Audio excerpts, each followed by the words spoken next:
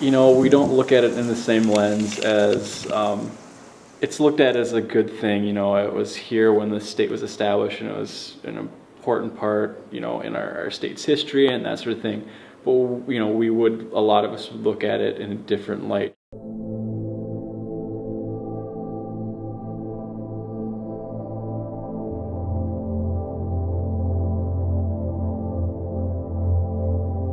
Women and children were sent to Fort Snelling. It was essentially, a concentration camp at that point. But the non-combatants who were held down below in the camp, a lot of people died over that winter.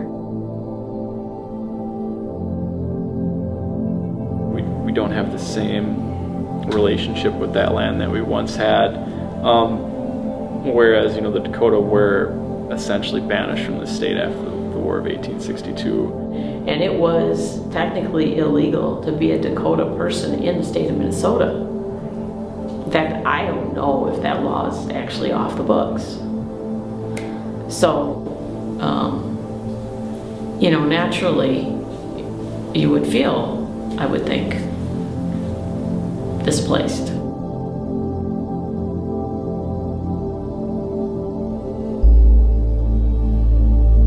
There was no place for them in the society, and that's where I feel like the displacement really comes.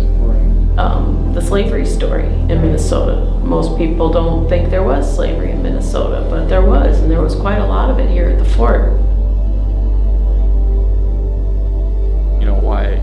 Why are these Indians? They've been given everything. The government throws money at them. They have casinos. Why are they not really taking advantage of it? And I think it's just educating, the youth and the public as to, the trauma we've experienced. There are a lot of problems on reservations with just a lot of things, drugs and alcohol, and, and gangs and single parenthoods. And, it's not great. We're on life support, and, they're ready to pull the plug.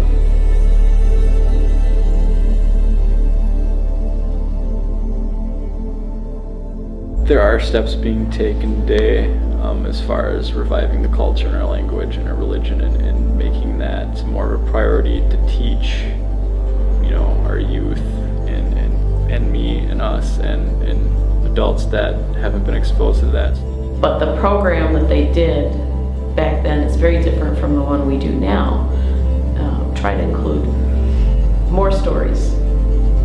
What was it like for enslaved people who were here? And I think that's part of why it's still here.